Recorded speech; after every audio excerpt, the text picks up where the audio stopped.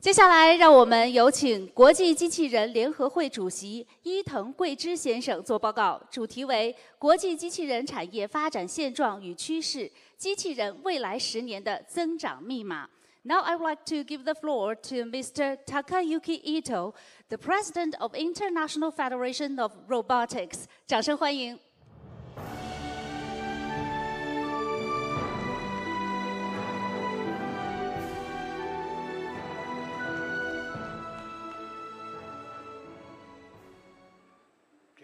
Thank you for the kind introduction, and also thank you for the opportunity to present here today the status of the global robotics industry, as well as the trend, how we see them from a global perspective. Before I start, I would shortly like to introduce the IFR. The International Federation of Robotics is a professional non-profit organization established in 1987. We provide the most renowned statistics on the global robotics industry, serve as a voice of the global robotics industry, and provide the policy support. Moreover, we are a global communication and networking platform, and our meetings provide the opportunity for information exchange, networking, and socializing. Our membership consists of national robot associations around the institute, robot and component suppliers, as well as the integrators from the industrial and service robotics sector. Today, I would like to share some market insight with you based on our preliminary data from April 2025. Please note that all data are still subject to change, as some of data at the moment are just estimated. And we have already published the final aggregated data to the members and companies sharing their data directly with us. So final report will be published on the 25th of September this year. So if you are interested, please pre-order now. Then you can also get the 2024 version for free.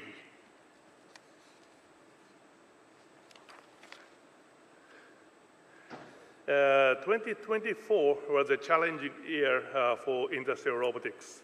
The preliminary results indicate that the number of the new installations worldwide declined by 3% to 523,000 units globally. All three major regions have reported declining investment. Asia with -2%, Europe with -6%, and the Americas with even -9%. Again, please note that this result will most likely change because the 2024 number is containing an estimation for data that were not yet reported to IFR. And as of April this year, still 30% of the data was estimation. Okay, looking at the major customer industries, electronics and automotive are running head-to-head since 2020. It currently looks like the electronic industry has been slightly growing, while the automotive industry faced major declines. Metal and machinery globally remains the third largest customer, showing some growth in 2024. Plastics and chemicals, as well as food industry, are further growing sectors.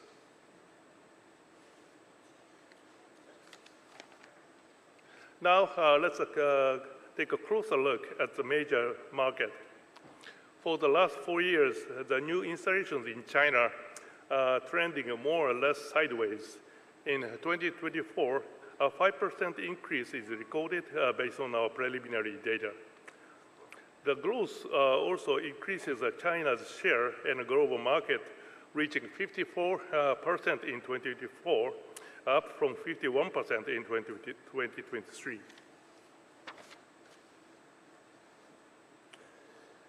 And general industries is a major growth driver in China. Over the past 5 years, the share of new installation in the general industry has increased from 38% to 53%. At the same time, the electronic industry could not keep up with the growth pace and declined its share from 45% to 28%. As for the other regions, new installations in Japan faced a major decline of 7% in 2024, down to 43,000 units. Almost all customer industries were receiving lower installations. Only the automotive industry could record a growth in installation by 11% year on year. With a total of 13,000 units, this also is the highest level recorded for this automotive industry in Japan since 2020. Next, the installation in the United States even went down by 9% in 2024, reaching 34,000 units. This was already a second year of slowing installations. And like in Japan, investment mainly came from the automakers. Total installations of industrial robot and car industry increased by 11%, reaching almost 14,000 units in 2024. This was almost 40% of all new installations. Almost all other customer industries besides the food industry recorded a declining installations in the United States. And Europe recorded 86,000 new installations in 2024, which means despite a 6% contraction, the preliminary 2024 result marks the second highest level ever recorded in this history of this statistics. The level of annual installation today is roughly twice the one of 10 years ago. If we look at the breakdown by customer industries in Europe, we can see that overall automotive was not a growth driver in Europe, despite the strong installation in Hungary's automotive industry in 2024. Installation declined by 10% in the automotive industry. Both metal and machinery and electronics remained steady, with more or less a 0% change. Growth was registered in a plastic and chemicals product at plus 22%, and food with a plus 29%, and others. And installation in Germany declined by 5% overall, reaching to 27,000 units in 2024. And automotive was particularly weak, with a minus of 22%.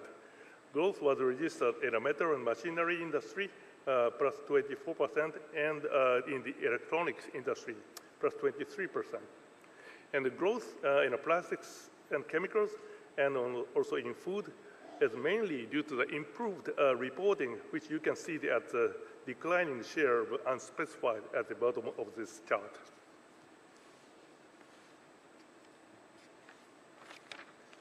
And another relevant metrics to compare the performance of different territories with respect to their level of automation is the robot density. That is the number of industrial robots in operation per 10,000 workers in the manufacturing industries. So on this slide, you can see the top 20. South Korea and Singapore are leading with the robot density of 1,012 and 770.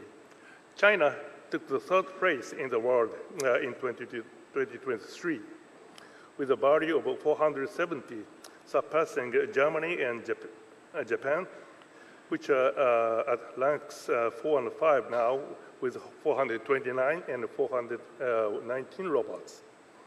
Robot density in the United States reached 295 units in 2023. This country ranks 10th in the world. Okay, now let's spend next few minutes looking at industry trends and market outlook.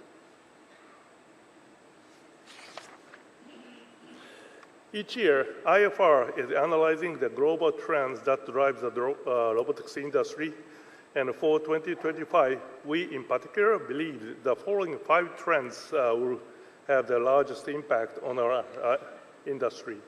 First, artificial intelligence. Second, humanoids. Third, sustainability. Fourth, new customer segment. And fifth, robot addressing the labor shortage.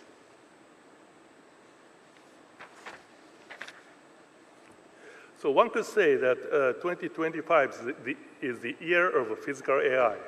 The term has received particular attention, and this year, describing a strong connection between the virtual or digital world with the physical world of robots. The physical system can be trained in simulation, which can, for example, overcome a lack of training data. Generative AI is opening up new applications. A vision language model helps robots to communicate.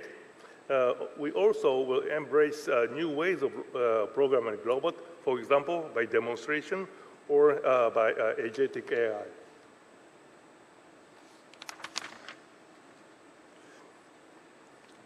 Oops. Did I?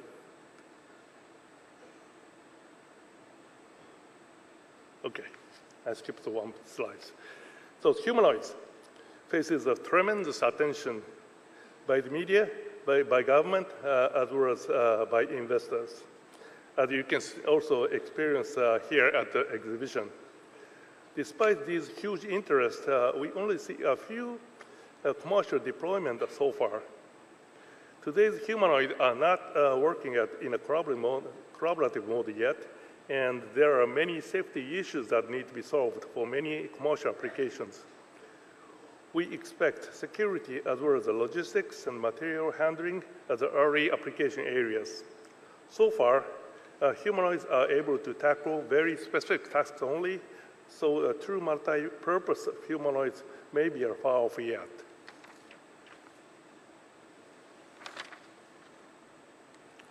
Okay, sustainability is a huge trend in many parts of the world. Low energy consumption of robots is more and more becoming an important customer requirement, in particular by our automotive industry.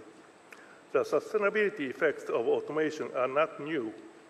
Robotization of manufacturing processes result in a better material efficiency and extend the lifetime of the products.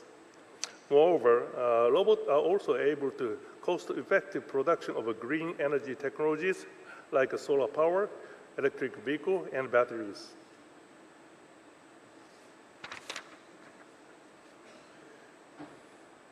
With the established customer industry reaching more and more maturity, leading to a certain saturation of the market and declining registrations, then new customer segments play an increasing role to expand robot installations around the world. Among the most important, we see the construction sector, lab automation, as well as warehousing and logistics.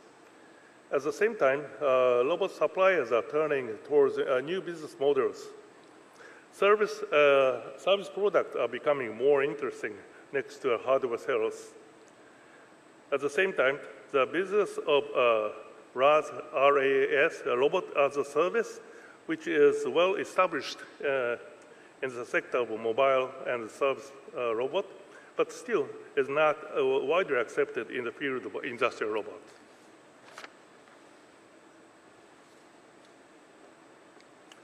Customer industries around the world are now facing a labor shortage. In particular, there is a lack of competencies and skills in the shop floor workers. The robotics industry works at overcoming these challenges with flexible applications to fill gaps when and where needed. This is in particular driven by collaborative robots, mobile manipulators, and greater accessibility through ease of use. Now, let's talk about outlook for 2025. This is my last slide. Geopolitical uncertainties and the continued tariff dispute do have a negative impact. in the least weighing on the willingness to invest, leading to the postponement of investment decisions globally. But for Asia, the growth outlook is positive. Turnover in Asia increased by a small single-digit rate in the first quarter of 2025 year-on-year, according to IFR's quarterly survey. But order intake grew strongly by double-digit rate in the same period. It is expected the strategy of, one more. For China, the OECD expects GDP growth of 4.7% in 2025 and also by 4.3% in 2026. So it is expected the strategy of modernization and improvement of economic resilience will continue with the next 5-year plan. This will then increase the robot demand since the new production capacity in various industries need to be built up. Growth in the electronic industry is likely to continue, but at a lower pace. For 2025, growth in the upper single range is expected, which also should continue until 2028. So also in long term, China will remain as a major market for the robotics. So with that, I'd like to thank you for your attention and close my presentation. 谢谢大家。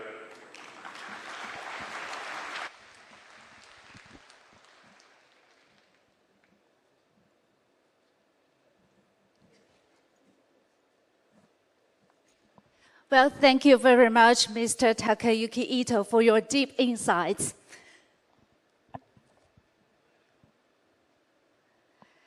接下来，让我们有请电子与电气工程师协会主席兼首席执行官凯瑟琳·克莱默女士做报告。她报告的题目为“机器人、人工智能助力全球可持续发展目标”。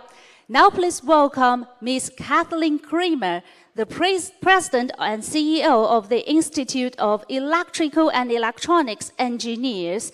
掌声欢迎。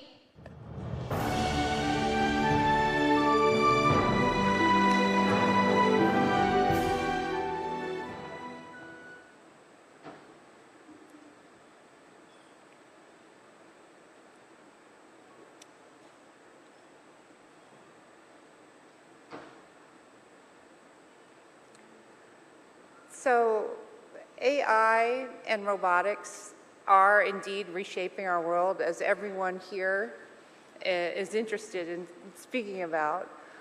So we stand at a crossroads where our choices today define tomorrow's legacy.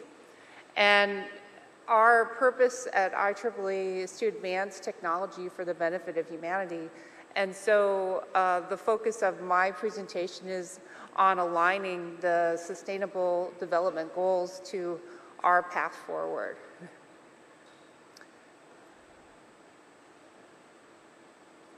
So AI is certainly powerful, and it's responsible for many of the, while the previous speaker was, I learned a great deal from the presentation and the focus on industrial robotics. The many advanced new leaps in robotics we're seeing have been fueled by artificial intelligence as we bring these things together, and it's been embedded in everything. From an IEEE point of view, our focus has very much been on the path forward for development, and are the systems fair, inclusive, public trust, and these principles that are so vague and not very business-like. The notion of public trust is fundamental to the ethics of engineering and resonates much more with the robotics community than with the AI community. IEEE was a founder, the first engineering ethics code, 1912. And there was an agreement by mining, civil engineering, and mechanical and electrical that the world in 1912, or just before 1912, really needed engineering ethics. And there was a need for the electrical and eventually electronics engineers. We all agreed it was a problem, but we had to do something about it. And so it was, the first code came in 1912, and it was from that part of engineering. And the ethics and responsibilities from the computing side of the house, computing came much later, and while robots were a fantasy long before that, the ethical principles weren't there. Asimov made an effort at it, but the notions of privacy and property are much more important than public trust historically in computer ethics. So for IEEE, we have 2 sustainable development goals that we apply and guide to the work of developing and deploying AI that come based on what you could regard as an old-fashioned engineering rather than computing point of view of your obligation to the public trust. And so the ones on industry, innovation, and infrastructure to focus on building resilient infrastructure and providing inclusive and sustainable industrialization, and then to promote peaceful and inclusive societies in our development.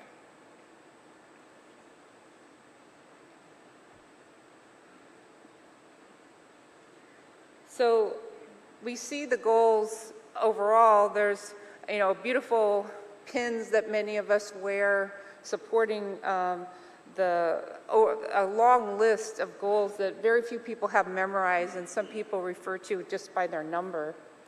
But the overall principles to IEEE are ethics, inclusion, and stability.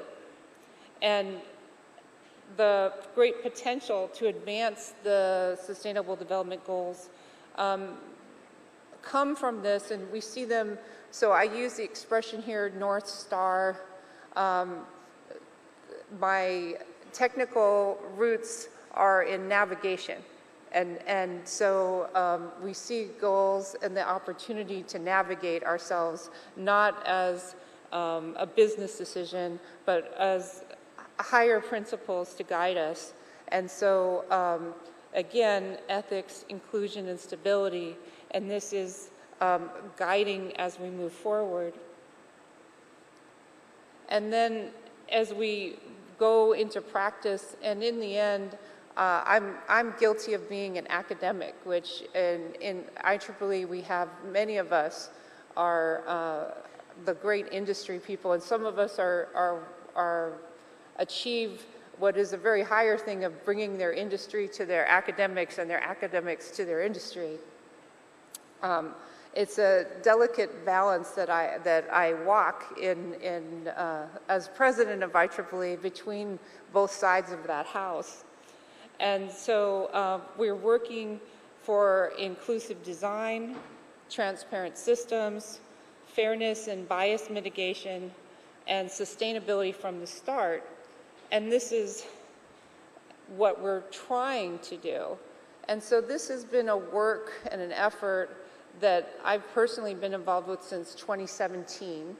And long before AI became the most popular subject of a presentation that they would ask the IEEE president to speak on.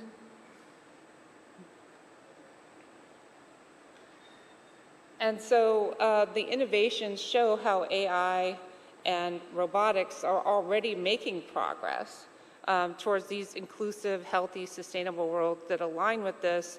And so these applications, and I don't know, I think that certainly in healthcare and the applications in climate, education, all these efforts are real-world examples where AI is delivering impact.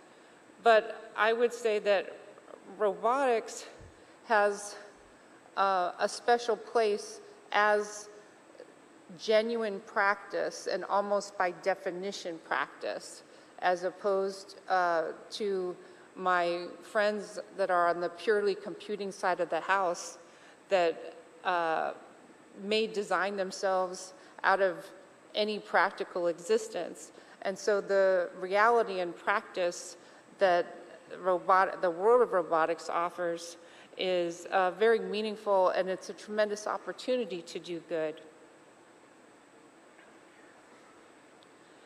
IEEE's first approach, or major approach to this, comes from a couple of different corners. And so the one that's been, I would say, most involved here at the World Robotics Conference has been through our Robotics and Automation Society that's focused on those technical developments. But it is very much a interdisciplinary, meaningfully interdisciplinary world. Our Standards Association, and to some people, the IEEE president is fundamentally a leader of standards. So these standards, more traditionally, when people think of those of you that are familiar with technical standards, the one that might most commonly come to mind would be our 802 series of standards, so Wi-Fi and Bluetooth. And those are ripe with business opportunities for developing products. But we took an approach 10 years ago that we wanted to develop standards, meaning collaborate deliberately, worldwide, cooperate, and work not for any product at all directly, but to involve literally thousands of volunteers towards measurable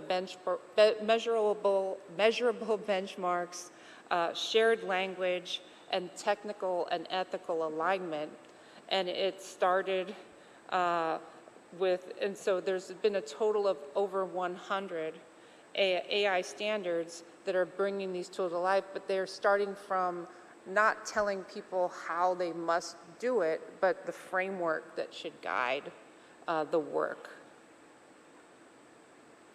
And so this has led to our IEEE 7000 series, starting with the 7000 itself, with this ethical system design.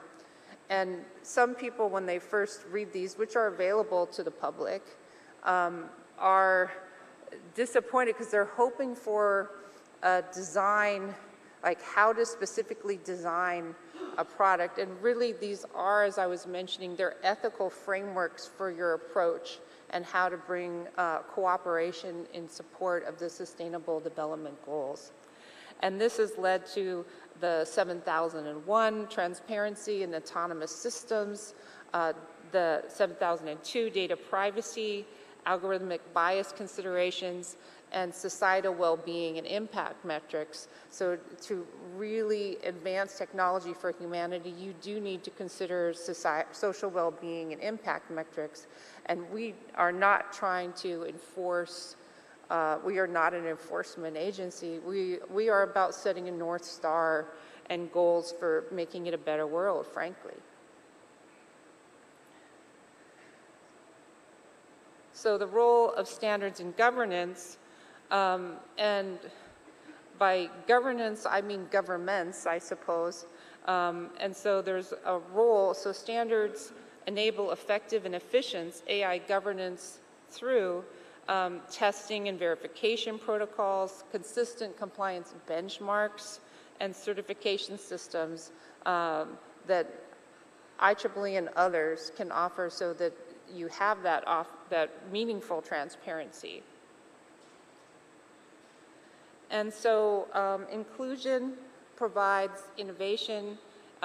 Standards help broaden the access by enabling access for smaller institutions in developing nations, reducing vendor lock-in, and promoting equity in innovation ecosystems. And so when we truly believe that when more voices are at the table, better solutions emerge and everyone benefits. But we also recognize that it's not just a question of bringing people to the table, and it's also should never be an expectation that you get it right the first time, and that we have to work together and expect failures and disappointments, and this is not a sign of inadequacy, but a sign that you're really doing the work that has to be done. When you're willing to suffer through setbacks and disappointments, and in order to meaningful accomplishments take effort. And so we see sustainability in the broader sense as being a unifying concept that applies as we advance technology for humanity. And so we've certainly applied that to AI and autonomous systems, such as robotics. And we have an initiative that I have another slide on, but we see sustainable procurement practices, energy efficient model training, and life cycle analysis as working with that and for that. And strong sustainability is the overall concept of an environmental policy and economics that maintains critical natural capital and must be preserved and cannot be substituted by manufactured capital. And so certain natural resources and ecosystem functions, ecological limits, loss of natural capital should not be offset by the economic and the concept of intergenerational equity.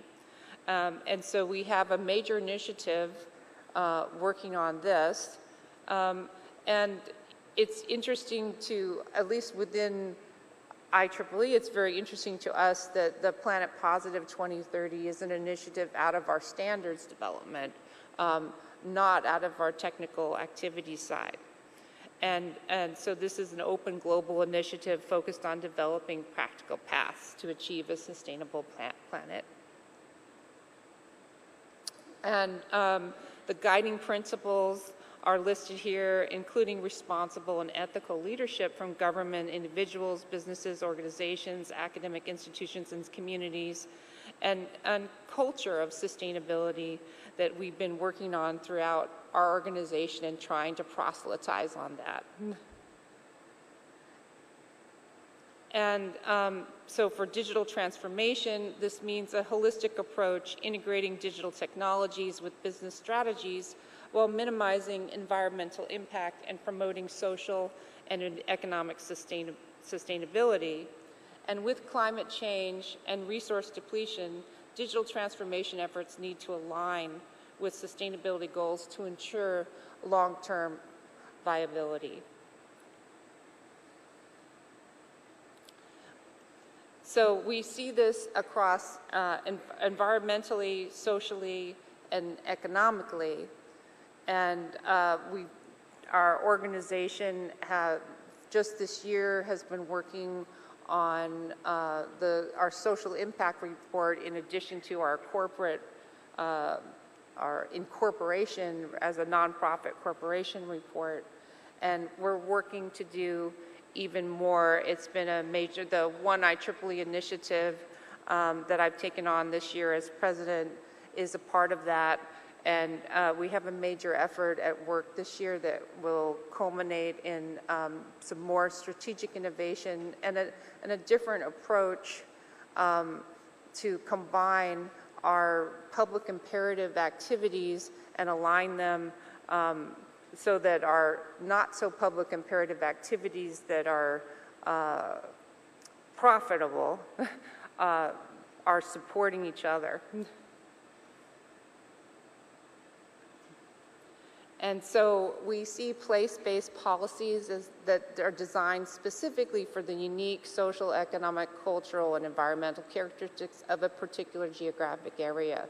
So we pursue policy. We have a major arm that's policy making, but our policies, in the end, effective policy is aligned with the government that's local to that policy.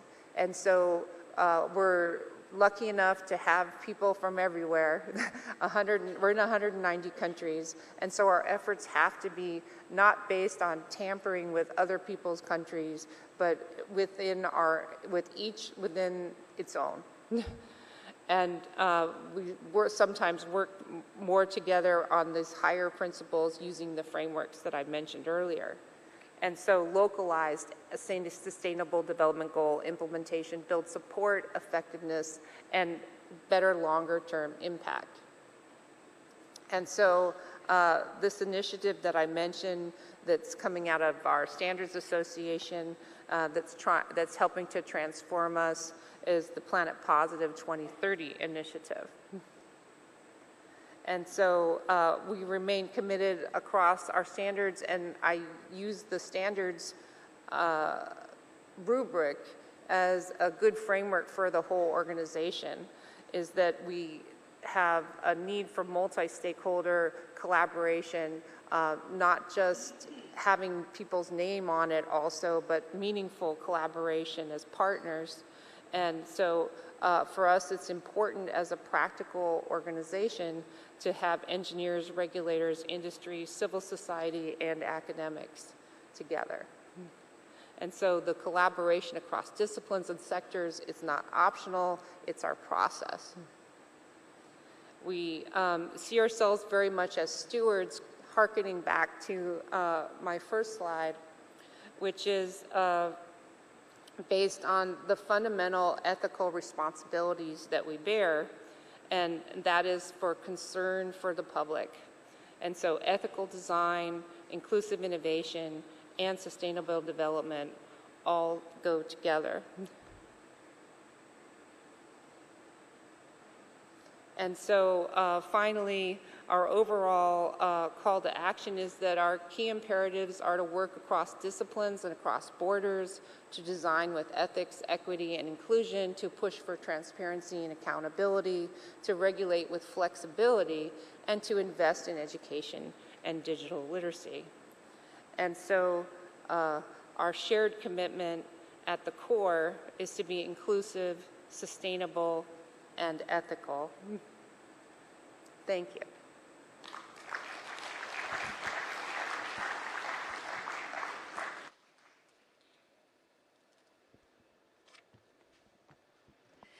Thank you very much, Ms. Kramer, for the remarkable keynote speech you delivered to us.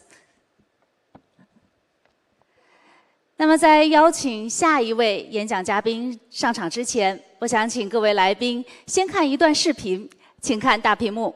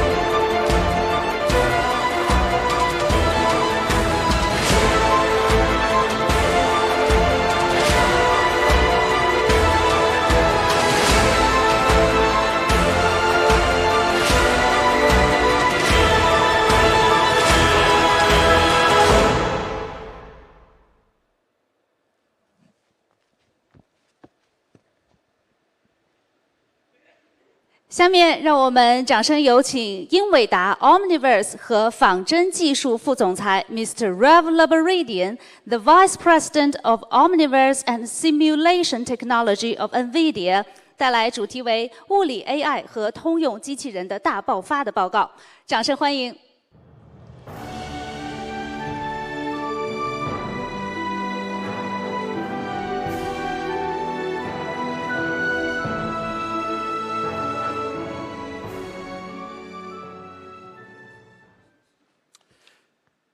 Thank you, everyone, for coming to our keynotes here and giving me the opportunity to present what our view of robotics is at NVIDIA and how it's shaping the future.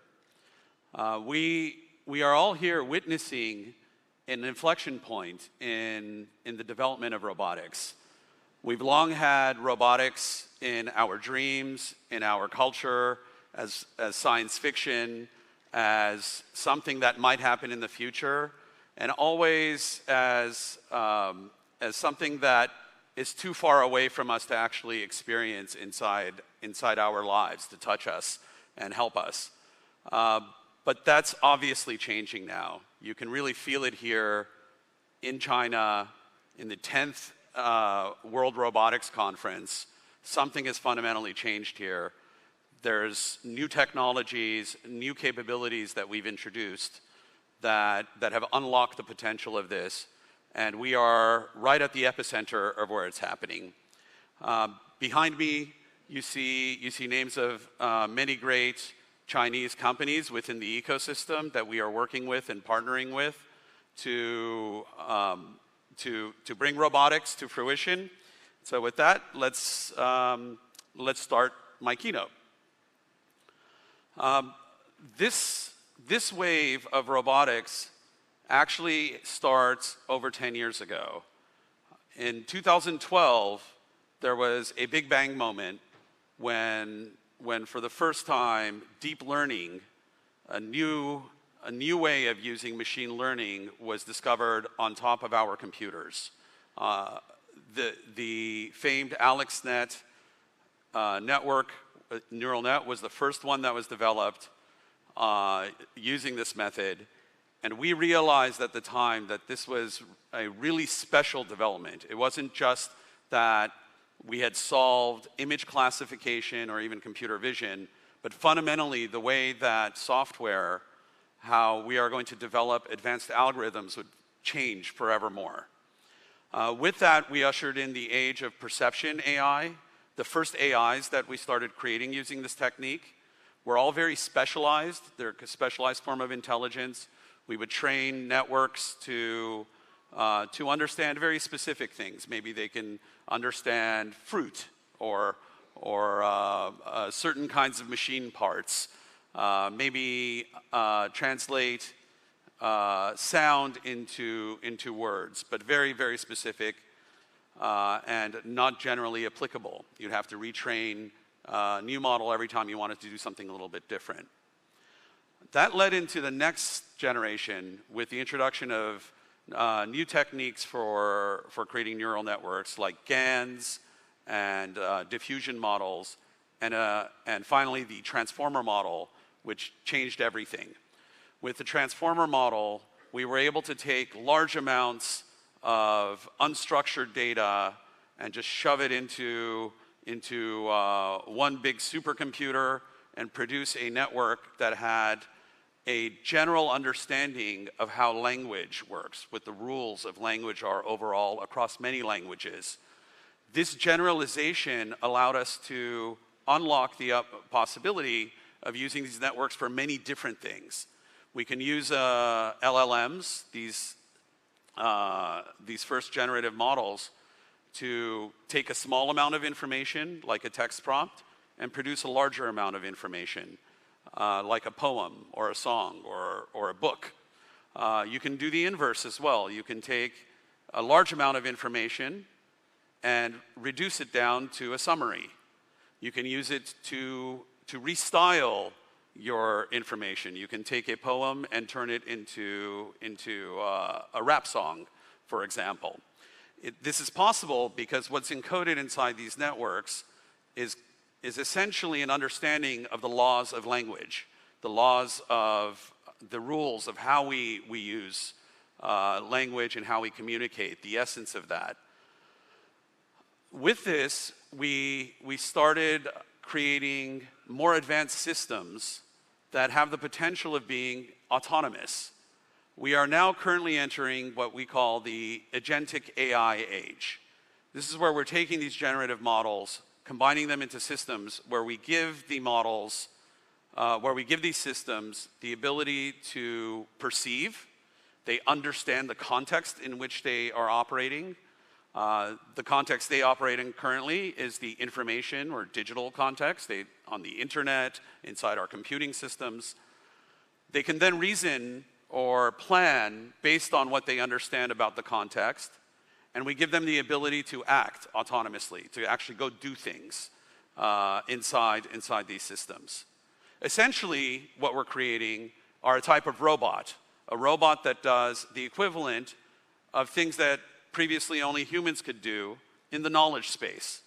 Most people in this room, I presume, are knowledge workers. You work using a computer most of the time with your email and chat and editing documents. Essentially, these are robots that do the same thing. That's their natural environment to be in. What's about to come, and what we're all here for in this conference, is the next era, physical AI. Physical AI is where we take these same capabilities of constructing intelligence and we apply that to the physical world. Up till this point, largely we've applied this technology to the information space, to ones and zeros, things that are naturally digital. But the world of atoms is actually far more interesting, at least to us humans. This is where we live, where we operate, where we thrive. And so now we are entering an era where we can take this technology, take these agents, and give them bodies and bring them out into the real world. Now, why is this important in terms of industry, in terms of economies, in terms of society? If you're to measure the value of technologies, if you're going to measure the value of computing and what it's done for humanity, one way to measure that is by looking at what is the size of the markets relating to computing. Depending on how you measure it, at most, information technology, the information technology space, is about $5 trillion as a market, which is a massive number. This is where large tech companies like NVIDIA and all the other great companies globally and here in China participate in. That's a massive number, but it's actually relatively small if you think about the size of global markets in general. Everything else is over $100 trillion. This is markets related not to ones and zeros in information, but they're markets and industries that revolve around atoms. Whether it's transportation, the industries around moving atoms around, people, moving goods, or manufacturing, which is about reassembling and transforming atoms into products, logistics and supply chains, healthcare, pharmaceuticals, etc. Everything related to atoms is actually more valuable to us. As we've introduced computing technologies over the previous decades, we've seen massive increases in productivity overall in all industries, but largely it's only impacted us in the information space of these industries. If you go to any random factory today, what you will experience in that factory is not that different than what we experienced 10 years ago or 20 years ago. Computers have not fundamentally changed how we interact with the world, the physical world around us, quite yet. And this is what's about to change. With the introduction of robotics, making intelligent robots that can act autonomously in the world around us, we now have a way to connect this computing technology to the $100 trillion plus of physical industries. And the amount of productivity that will gain from this, the amplification, will likely be orders of magnitude. So this is a really, really important undertaking and a massive opportunity for everyone. We call this whole era of AI physical AI, but what is it? Essentially, physical AI comes down to creating neural networks, creating models who contain intelligence about how the laws of physics work, how the world around us, the physical world, how things behave inside this world. It allows us to create computing systems that can interpret what we sense from the physical world, to make predictions about how those physical systems are going to evolve over time, so that you could then plan accordingly to enact some actions and control things inside the physical world, actuators inside the physical world that do things and modify the physical world together. When you have these capabilities, these algorithms, you now have essentially everything you need to build a robot. Because a robot essentially comes down to one loop that's doing three things: perceiving, planning, and acting. You put these things inside a loop, and if you can do that right, everything becomes possible. China is a very special place for robotics. It has exactly the right ingredients for the things necessary for us to usher in this new age. First and foremost, you need AI expertise. What we've unlocked with the possibility of AI over the last decade, and particularly with the modern AI that we have, with generative AI, transformer models, and the reasoning models we're bringing in, this was the missing puzzle piece for us to actually create a true robotics industry. The need for robotics, the demand for it, has always been obvious. If we can create the equivalent of manual human labor for dirty, dull, and dangerous jobs, of course there's a market for it. But we were missing the ability to actually create intelligent enough robots to make them useful. So there was kind of no point in building the physical bodies. But now we have it. We have this missing puzzle piece. And here in China, we have half of the world's developers and researchers that are on the forefront of this at the top universities, some of the greatest universities in the world in computer science and AI. The other essential piece is expertise in mechatronics. This technology, unlike the ones we've had in the past decades, which are largely about information, ones and zeros, and the virtual digital space, this one's about the physical world. And so expertise in how to build things inside the physical world, and the technology behind materials, behind building components and an ecosystem around all of the pieces necessary to make a robust, cost-effective, useful, fast and powerful robot and robots is essential. And there's really no other country in the world that has those capabilities like China does. And finally, the massive manufacturing base that's here in China is essential for us to actually learn how to not only build these robots, but how to deploy them and understand from the deployments how to make the next iteration better. Iterating quickly is essential. We need to evolve these robots very quickly. And so deploying them at scale in large numbers in existing industries is critical for us to collect the data from the real world about how these robots behave, how they're going to be used, and make them better and better. All of the necessary ingredients are right here. And so I think what we are feeling here, the general positivity and optimism at WRC right now, is a result of these things all being available here in China. At NVIDIA, we do essentially one thing. We build one thing for all industries. We build computers. That is our fundamental mission, our position inside the markets. We build the computing stack that helps solve some of the hardest, most historically intractable computer science problems that mankind has ever experienced. Robotics, if you think about it, is essentially the ultimate challenge. We've now, everybody is always talking about artificial intelligence and reaching AGI and superintelligence and all of that. The real measure of AI, the ultimate expression of it, is robotics, applying these AIs to the physical world. And at NVIDIA, we are building the computers necessary to build these robots.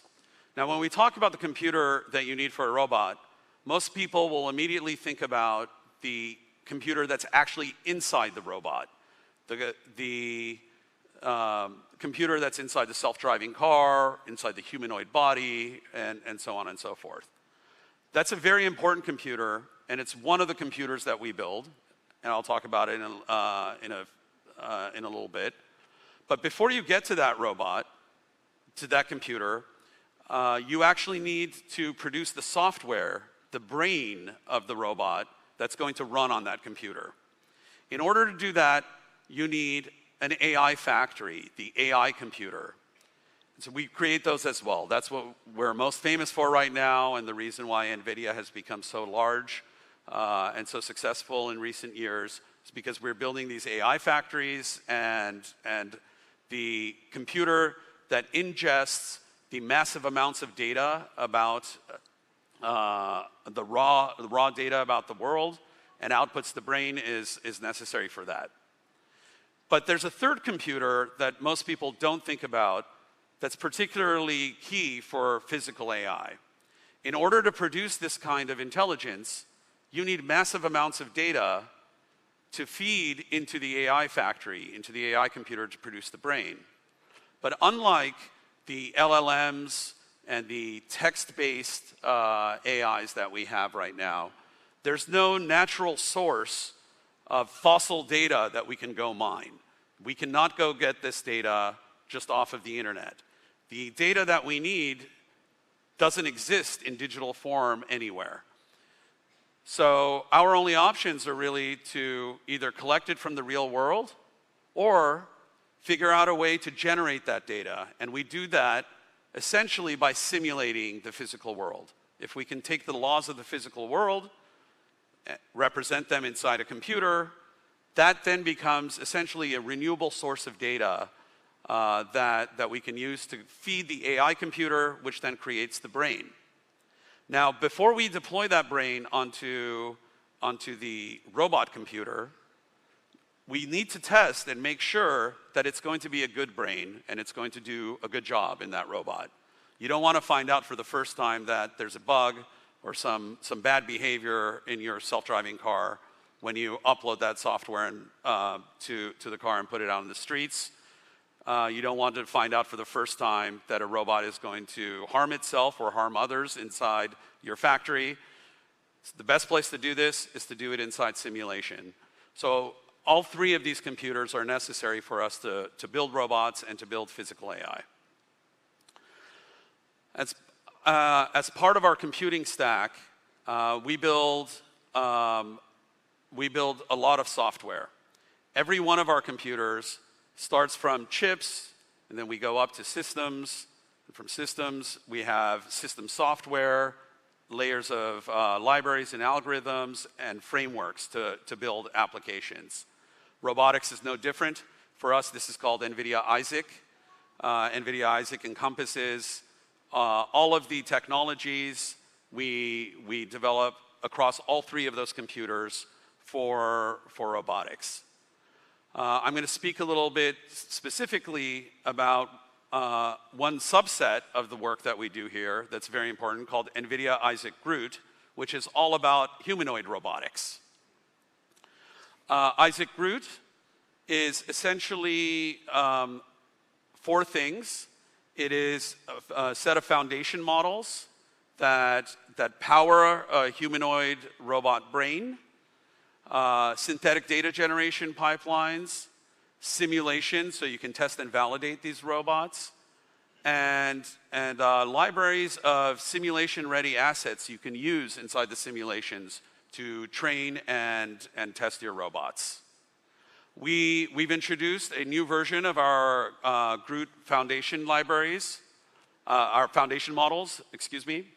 The foundation models that we provide essentially have this form, what you see behind me, where it takes as input sensor information, exactly what would be fed into the robot brain, along with commands that can come in as text or prompts of some sort. And out of this model comes actions, the things that that it commands the actual physical actuators inside the robot to do. Our current version is a big upgrade over the previous one we released earlier this year, GR00T N1.0. This new one is much better at pick and place, at understanding environments that the model has never seen before in its training data sets, and making more complex decisions about how to interact with novel environments. For the robotics computer, the one that we deploy to, we're really excited that we have recently introduced our new Jetson Thor product. This is essentially a supercomputer that lives inside any robot. It runs on batteries in low power environments. The way we think about it, what Jensen calls it, is essentially a real-time reasoning machine. In order to power intelligent robots like the ones that we need, that can coexist with us, that can behave in a very efficient, powerful, and speedy manner, but also in a safe and secure manner, we need a machine that can process enormous amounts of data very, very quickly, reason about that, and actuate completely in a very, very high frequency loop. To do this, you essentially need a supercomputer, and we're building this.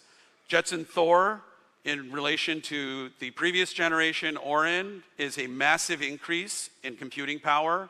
It's 7.5 times more flops for ISO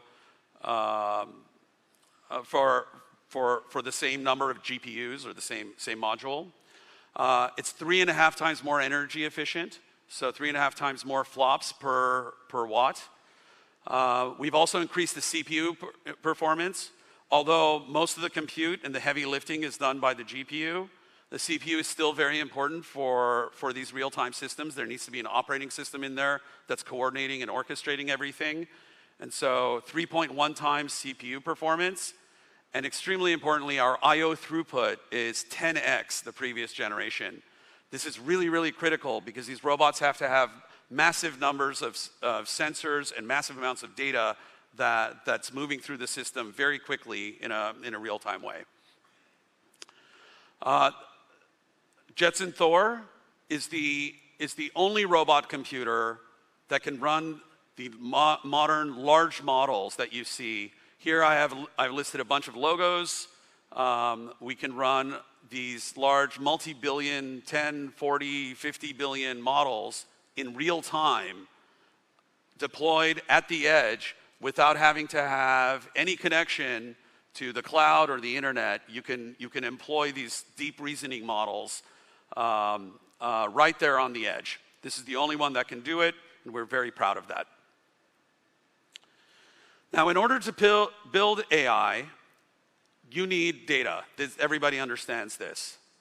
But as I mentioned earlier, the data that we need for physical AI is not readily available. We can't cheat by essentially scraping the internet and pulling all of the information we can find there. We have to go create it somehow. The typical way we would create it is by essentially putting robots out there with sensors and collecting information from the real world. But obviously, that's costly, it's time-consuming, and a lot of the data that we want to capture is just impossible to get in the real world anyway. The most important data is data in the long tail, in cases and events that happen either very rarely or cases that we don't want to happen ever. For example, with an autonomous vehicle, we would never like to experience a child running in front of a fast-moving car. But that is the kind of data that you need to train your AI with to ensure that that situation is handled. So how do we do this? How do we solve this problem? Essentially, the only way we can do this is by generating this data synthetically. We can use simulators, and we can use simulators that are augmented with physical AI to produce more and more data and get a flywheel going. So as part of our NVIDIA Isaac umbrella, we provide multiple frameworks and sets of tools that you can use to go produce the brains of your robots. We provide foundation models that are open weights, open models that you can take and build upon. Along with these foundation models, we give you everything you need to post-train them or even to build them from scratch if you like. We also provide much of, if not all of the data that we use in order to train these models themselves, so you can do it yourself. We collect a lot of data for autonomous vehicles and robotics types of use cases that we make available to you. We also provide simulation frameworks with NVIDIA, based on NVIDIA Omniverse and Cosmos. And we create blueprints for pipelines that you may use and modify to construct this synthetic data to go train your models. All robots are first born in simulation. We don't create a robot brain first out in the real world. We first bring life to them inside a computer. That's the natural place where they're born. We build a simulation framework called NVIDIA Isaac Sim and its companion NVIDIA Isaac Lab. Isaac Sim is a simulation framework that not only simulates the Newtonian physics and the physics of how the world behaves, but also all of the physics necessary to simulate what sensors experience inside this world. Because the intelligent, autonomous robots we're building, the difference between this modern age of autonomous robots versus the previous era of automation is that these robots can see. They have sensors, they have cameras, they have LiDARs, they have sensors that ingest the raw information about the world. And in order to simulate everything necessary to test these robots and to build these robots, we need to simulate those sensors themselves and the physics of how light and electromagnetic waves and everything those sensors are going to experience, how that works is essential here. So Isaac Sim provides this, and Isaac Lab is a reinforcement learning framework built around the same core technologies. Here's an example of how we combine NVIDIA Omniverse and the classical simulation algorithms that are available inside our Omniverse platform with NVIDIA Cosmos, which is our open world foundation model, essentially the beginnings of a neural network or a model that can understand and process all forms of physics inside the world.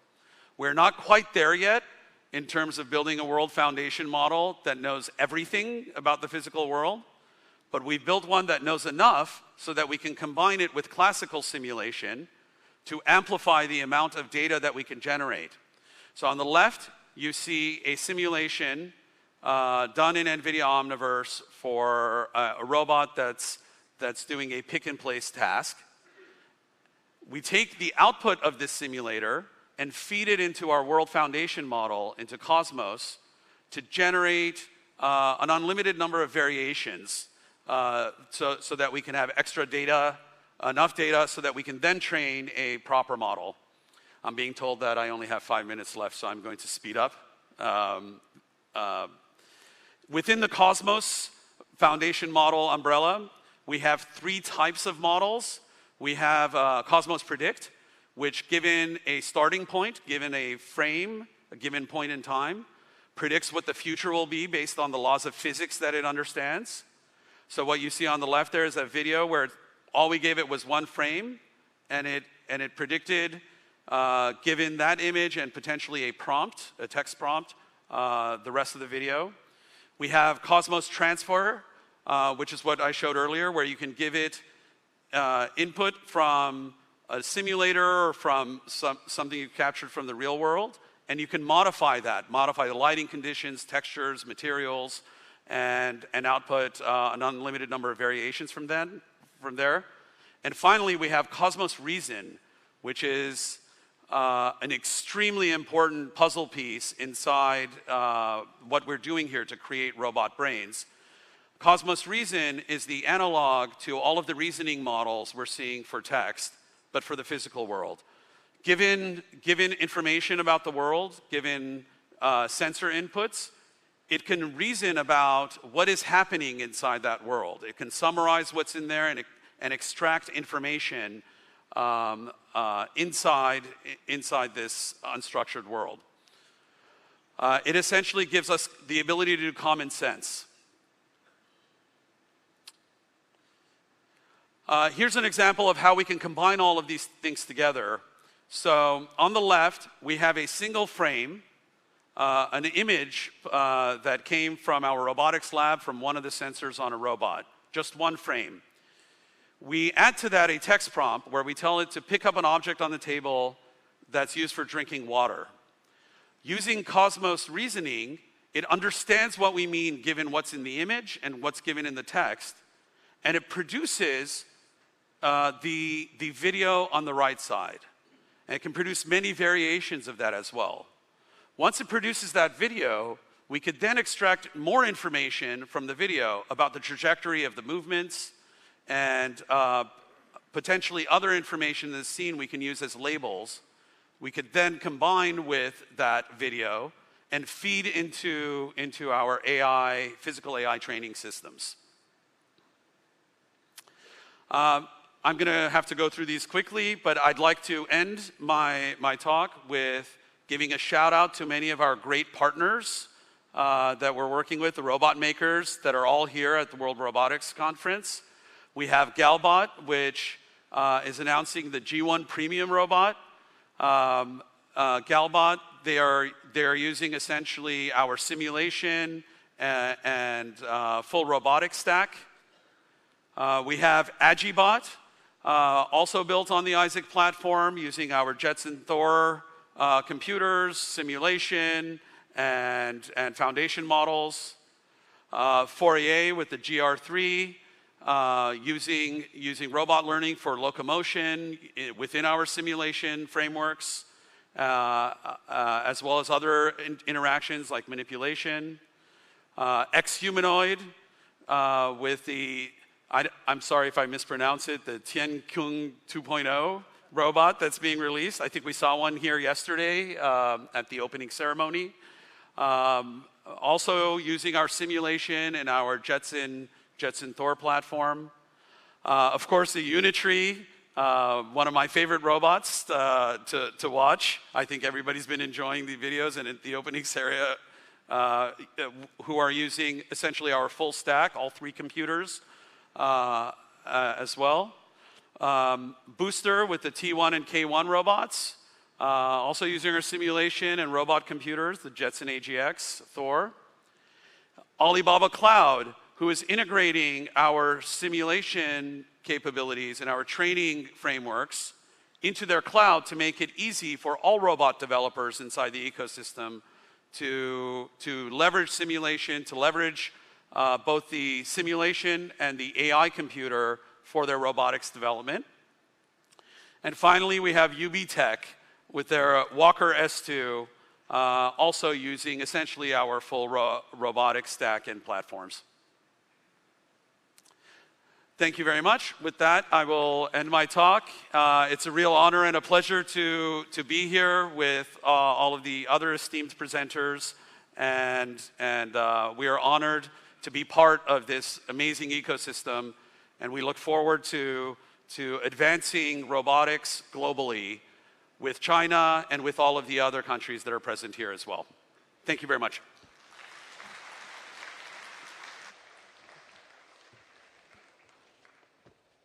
Thank you very much, Mr. Labaridian, for bringing us this forward-looking perspective.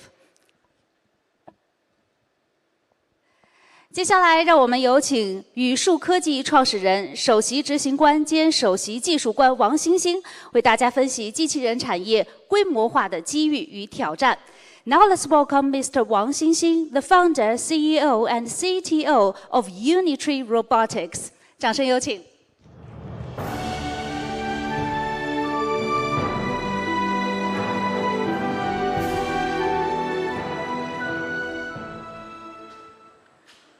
尊敬的徐部长尊敬的各位领导、专家，大家好，非常荣幸在此做一个分享。然后我是宇树科技创始人王星星。然后我们公司的话，到现在16年成立，到现在也9年时间，其实这个时间也比较长了。然后我们最早的话，其实做高性能4组机器人，然后最近几年也做高性能的人形机器人。然后目前的话，产品布局还是相对比较多的，各型号都会比较多一些。然后最早的时候，其实也简单介绍一下，就是最早其实是在13年到15、16年，我在读硕士期间做的 X-Dock 这款机器人。这款机器人的话，其实还是比较有开创性的，基本上开创了全球范围内这种低成本、高性能主视机器的一个技术方案的先河。简单说，就是在我当时做这个技术方案之前，大部分的业界，包括很多学校里面，大家做这种机器人都是采用了工业电机和工业伺服驱动器。成本非常非常高，而且它的尺寸也非常非常大，用起来非常不好用。然后我当时在13年，我想到这个方案的时候，甚至想过，我要不要辍学去创业？因为大家也知道，辍学创业这个概念还是非常非常时尚的一个概念。所以当时想了想，但在那个时候其实是不现实的一件事情，因为只是有个想法，没有把东西做出来，也没有别的一些资源。所以当时在13年到15、16年，主要是把这个机器人给做出来了。而且这个机器人的话，大家可能想象不到，当时的整个研发投入大概只有1到2万元人民币。在15年的时候，我还用这台机器人去参加了一个上海的比赛，获得了总分的2等奖，赚了8万奖金。所以这款机器人也算是我赚的第一桶金吧。在我公司16年成立的时候，最早就是这部分钱就是这部分来的。然后这个的话也是比较有代表性的一个机器，包括现在的很多人形机器人用的很多技术方案，跟这个技术方案也非常非常类似这类事情。然后另外的话，我们公司目前的话，像4组机器人主要是有3款，一款是比较小的，像 G2， Go2 这款机器人在23年发布的时候就集成了大语言模型，所以说功能非常非常健全的，包括标配了激光雷达、3D 激光雷达，包括语言模型，还有各种小的功能。目前这款机器人也是过去几年，包括今年应该全球范围内出货量4组机器人出货量最多的一款机器狗。然后另外的话，像我们也是有发布1、2年时间，就 B2 这款机器人，主要是工业应用的，因为我们还是希望机器人真正去干活，包括工业场景，包括各种场景。所以这款机器人的话，就持续负载能力和它的续航能力到现在为止都非常非常强劲。然后另外的话，像我们人形机器人，我在很多场合也说过，就是我们公司早些年，包括很多年以前，我一直是坚决反对做人形机器人的。为什么呢？因为当时在09年，我在读大学的大1的时候，我做的第一款机器人就是一个小的双足人形机器人，比较小，大概花了200多元人民币。当时我就发现，那个时候你要去做人形机器，它的商业价值或者它的技术是非常非常难做的。所以说，当时我们公司成立很多年，一直是反对做人形机器人。但是后来在21年到22年，全球整个人工智能的发展非常非常迅速，尤其以 ChatGPT 那个时刻为代表的，就是整个 AI 的技术进步非常非常显著，并且像伊隆马斯克为代表的整个企业，包括尖端企业对这个领域关注也非常非常高，带动了全球范围内的大众对人形机关注非常非常高。说个最直接一点，就大家可能想象不到，在22年的时候，我们公司完全没有开始做人形机器人，但是有很多很多客户直接找我们下订单，就是我们啥都没有，但是有客户愿意直接给我们钱，付定金下订单给我们，所以就直接导致了我们在23年初就开始做人形机器人。这款机器人就是我们23年初花了半年多时间做的第一款人形机器人。这款机器人因为我们公司做的是第一代，所以外观上可能相对粗陋一点，但它的动力性能到现在为止非常非常强劲。比如说像上春晚的话，也是这款机器人，而且像那个下个礼拜我们在北京有个那个机器人比赛，我们这款机器人也会上场，大家可以关注一下。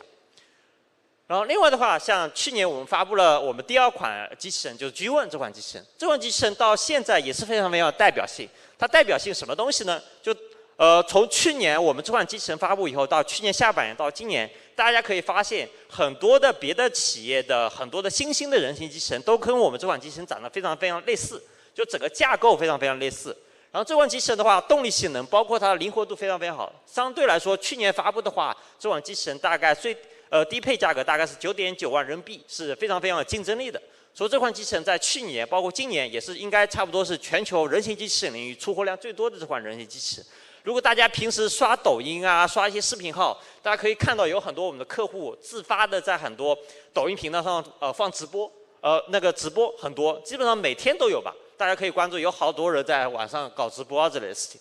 所以这款机器人目前大家看到的地方还是非常非常多的，而且也比较有竞争力。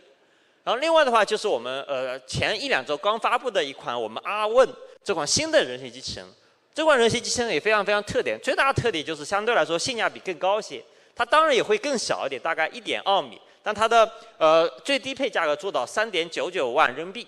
这款机器人的话，我们另外一个比较有特点就是它的外观，我们还是给客户留有了很大的外观的定制空间，大家可以在上面改装或涂装自己喜欢的造型。因为大家也知道嘛，就是大家还是希望给自己的机器人做一些各种的打扮啊、衣服啊、各种的一些涂装，大家还是非常非常喜欢的。所以这款机器人，我觉得到今年以及到明年应该也是全球大家会非常非常经常看到的一款机器人嘛，大家也比较喜欢。在我们展会上也有，大家有兴趣的话可以去我们展会上稍微看一下这类事情。当然目前这个量产还没有搞定，所以说发货可能还是要比较晚一些才会发货啊这类事情。然后刚刚也提到，大家可以在上面做涂装之类的事情，这样的话可以定制大家各种自己喜欢的机器人造型，我觉得这是还是非常有意思的一件事情。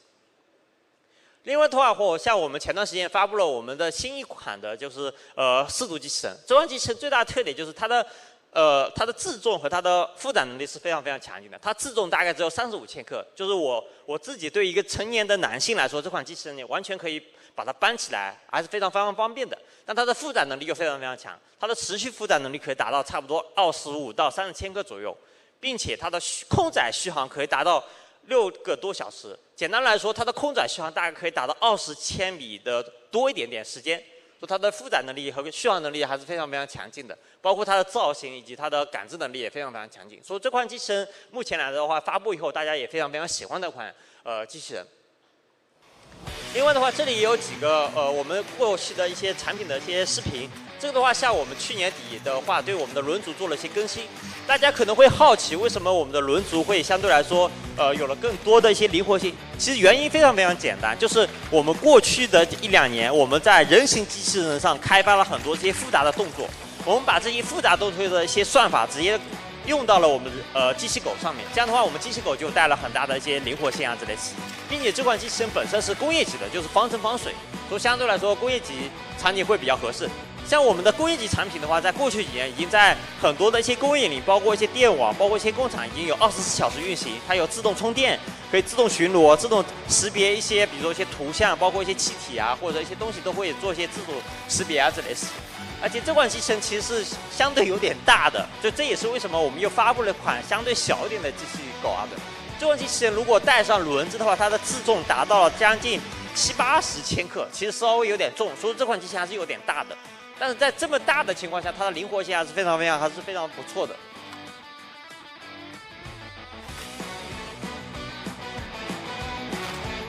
对吧？这块机器还是比较重一些。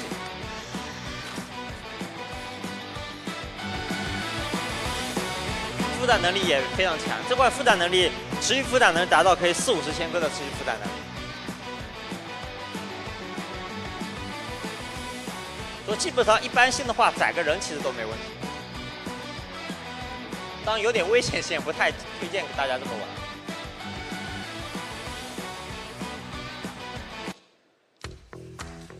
另外的话，我们其实很多人以为我们公司主要把机器人做一些表演啊，或者打格斗啊之类的。其实我们公司还是一直是非常重视对于机器人干活这件事情，就是我们公司核心目标还是让机器人去干活，包括4足机器人，包括人形机器人。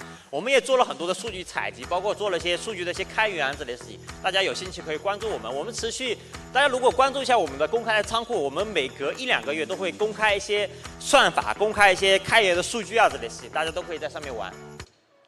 包括我们还有就是我们公司的话，在过去很多年，包括从16年开始，我们机器人的核心零部件都是我们自己开发的，包括关节电机、减速器，包括部分的传感器。像这个视频里面的话，是我们开发的第2代的3D 激光雷达。这款3D 激光雷达最大的特点就是相对来说它的视场角非常非常大，达到了90几度乘以360度的视场角，而且它的成本非常便宜，单个的公开零售价大概只要1000元人民币左右。然后也是标配在我们最低配的机狗上就配我们3D 激光雷达，而且大家可以关注到这个3D 激光雷达虽然比较便宜，但是它的精度还是非常非常好的，这样基本上也达到2到3个厘米的精度，在室内和室外都可以用。所以对于一些低速的，比如清洁机器人或者一些物流机器人，我非常来说，大家如果为了降低机器人的成本，还是可以非常推荐用这款机器人，因为这样的话，你对一个小的物流机器人，你的成本甚至可以降到小几千块钱。成本还是非常非常有竞争力的。另外的话，我们的居问，像今年最近半年多时间，大家也关注到，最近半年多时间，在全球范围内，包括我们公司整个的机器人的技术 AI 技术进步还是非常非常快的。像这个视频的话是今年1月份的视频，大家可以看到它的跑步还是相对僵硬一点点的，但是最近几个月，我们已经开放给 OTA 给我们的客户的话，它的跑步动作也会更加丝滑很多，而且我们的跑步是可以复杂地形跑步的。别的一些厂家可能只能在平地上跑一下，但是我们的机器人的话，在一些上下坡啊，包括石块路都可以运行，而且这个功能已经开放给所有客户。所以大家可以关注到，包括在国内，包括在美国，其实有很多客户用我们机器人参加各种活动还是非常非常多。另外的话，非常非常典型的就是今年1月份的一个春晚上，我们机器人跳舞，这个的话也是成为了目前中国的一个科技以及传统文化的一个文化的符号。我觉得这是非常非常不容易的一件事情，因为大家也知道，如果单纯的只是一个表演的节目，你表演结束1-2天以后，甚至很多情况下大家就忘记了。但现在来说，机器人跟传统文化这个扭秧歌这个表演已经成为了中国的一个某种意义上一个科技文化符号，这以及我觉得是非常非常有代表性的一件事情。我觉得没准过个10几20年再看，当时的也是非常非常经典的。这个项目的话，我们是跟张艺谋导演合作的，像大家可能想象不到，这个转手绢和这个抛手绢的 idea 就是张艺谋导演提出的，然后我们帮他技术实现了一下。而且这个项目最大的挑战是什么？最大的挑战并不是说单台机器人跳舞，单台机器人跳舞的话，我们其实去年上半年就已经实现了。这个项目最大的挑战就是用16台机器人全自动变队型跳舞，它的头上有3D 激光雷达，它对整个场景的自动变队型、走位、跳舞都是全自动进行的。就简单来说，每次表演的时候，音乐一响，整个流程就全自动进行，我们甚至中间没办法中断这个表演。所以这个还是非常非常挑战，以及当然最终效果也非常非常超过大家的预期，超过我自己的预期，就大家非常非常喜欢这个节目，包括甚至有很多 cosplay， 就是人 cosplay 这个节目，包括很多学生也很喜欢这个节目。另外的话，大家可能发现，我们机器人现在跳舞，比如说2月份和最近几个月机器人跳舞可以更加丝滑很多。其实为什么大家可以发现，在春晚上的时候，机器人为什么跳舞相对有点僵硬呢？其实原因非常非常简单，就是因为这个技术我们2月份才做出来的，所以你像在1月份想用这个技术去跳舞都不现实。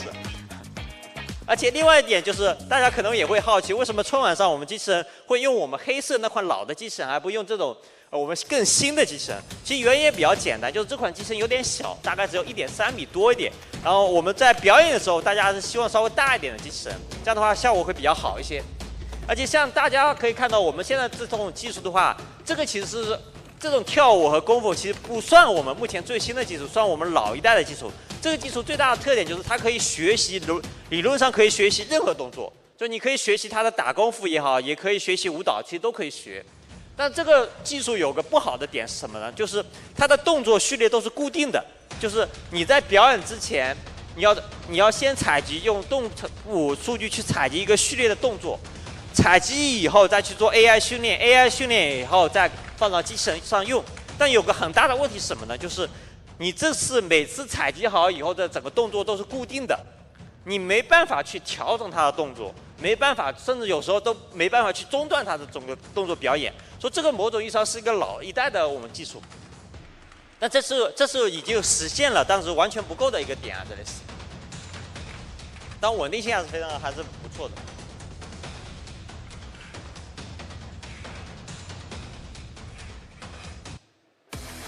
另外也刚才强调，我们公司其实是一直非常重视机器人，包括灵巧手，包括上半身去干活这件事情。而且可能说出来大家不敢想，可能大家不相信一件事情，就是我们公司真正让机器人去干活、做手部操作，包括全身干活的 AI 的人，可能是我们公司最多的人。就是我们公司的团队里面，大部分的做 AI 的人都在做让机器人干活这件事情。但是我们公司为什么宣传这部分做的比较少呢？其实原因比较简单，就是我们公司希望做的干活的 AI 不是单功能性的 AI， 并不是说让一个机器人去整理一个衣服也好，或者去烧个菜也好，我们其实并不想做这件事情。我们真正想做的干活的 AI 是个通用型的 AI， 希望它是各种功能的 AI 都能做，包括比如说端茶倒水啊，包括工厂里，包括一些表演性的 AI 都可以做。所以对这个 AI 模型的挑战非常非常大。说到现在为止做的都不是特别理想，说对我们对这块的宣传相对少一些啊这类事情。另外的话，这个是我们最新一代的技术，就是刚刚说我们格斗上用的技术，反而是我们最新一代的技术。这个视频是我们4月份我们第一次把这个技术做出来的时候，我们做的一个预告。这个预告里面的动作大家可以关注一下，去我们展位上看一下，其实跟这个还不太一样。什么地方不太一样呢？就是这个4月份做出来的时候，它的动作速度有点慢。大家可以发现它的出拳动作，包括它的踢腿动作都有点慢。但是我们觉得动作慢的话，对于整个的格斗的效果不太理想。所以在后来，我们在5月份真正跟央视合作做全球直播的时候，我们又把它的出拳速度，包括它的各种的动作速度又加强了很多，至少加强了大概有1倍左右吧。所以说它的整个力道也会大很多啊，这里是。然后为什么要说一下这是我们公司最新的一个技术呢？因为大家也知道。他每次做一个格斗动作或做一个连续的格斗动作的时候，你可以认为它就是一个动作序列，而且我们有10几到20个动作序列要满足随机自由组合。因为大家也知道，在格斗的时候，你的动作的随机性是比较大的，并不是说你这么打拳以后，下个动作就是这个动作，它的动作会形成一个自由组合的一个序列。比如说一开始是1、2、3，然后我2、3、1或者3、2、1，它的动作序列的排列组合方式非常非常多，所以要满足整个动作的随机组合，而且随机组合的时候要组合的相对比较丝滑，你不能一个动作做好了以后，你下一个动作的时候切换非常非常僵硬。还有另外一个最关键的一点就是，它要做更大的一个抗冲击能力干扰，因为大家也知道，在打比赛或格斗的时候，它的外部的冲击和扰动是非常非常大的。这跟单纯的舞蹈表演或者武术表演非常不一样。大家也知道，在舞蹈表演的时候，它是没有外部干扰的。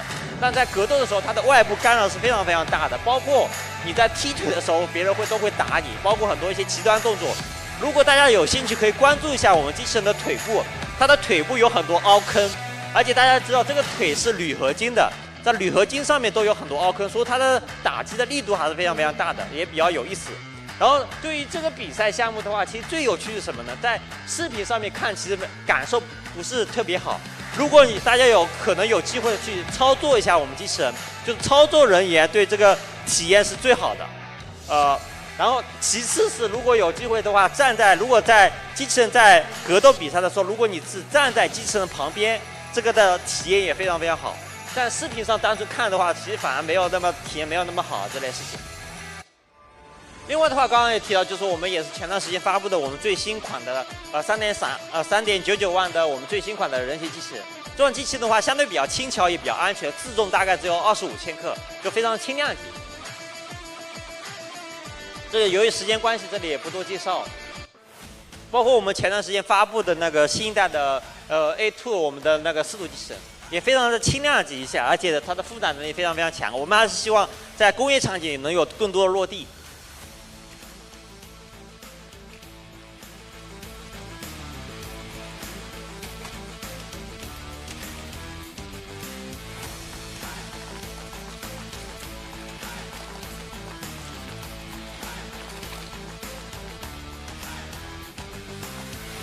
这款也防腐等级也比较高，就也是防尘防水的。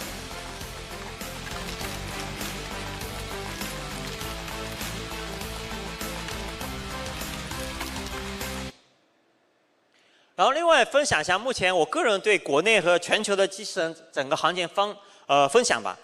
其实今年上半年的时候，最大的特点就是今年上半年，我个人感觉，由于整个机器人行业非常火爆，以及政策的相关支持，然后这块行情，我觉得平均整机厂商，包括零部件厂商，平均至少每家企业有将近50%到100%的增长，说增长还是非常非常吓人的。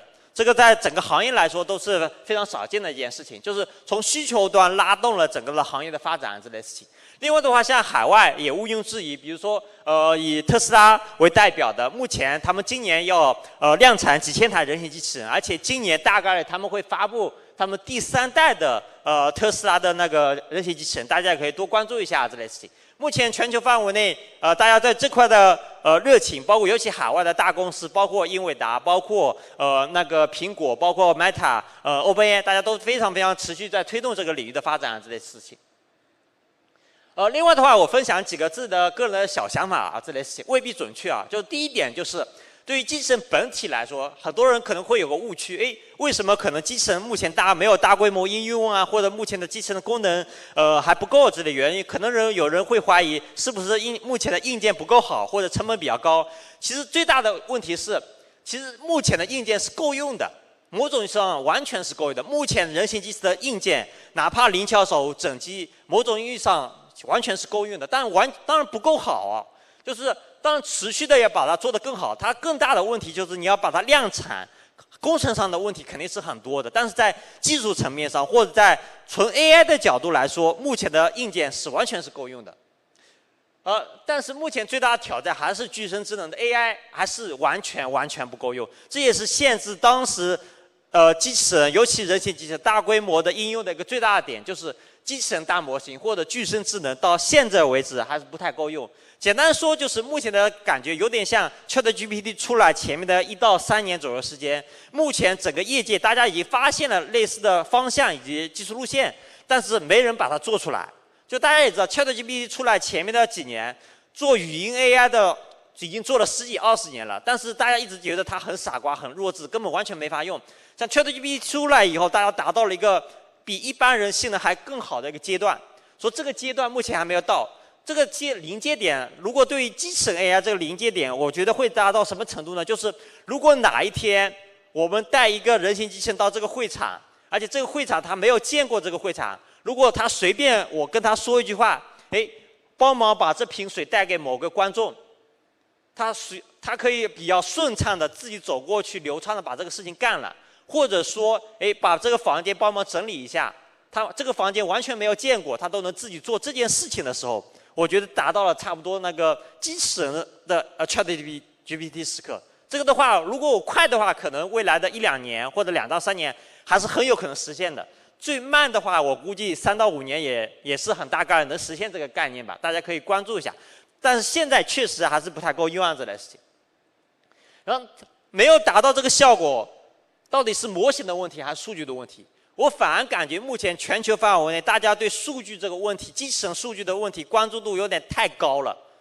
就是现在最大的问题是反而是模型的问题，这并不是个数据问题。就是目前来说，在具身智能和机器人来说，这个模型架构都不够好，也不够那个统一。所以模型的问题其实是现在大家反而关注的有点少，反而对数据的问题关注很多。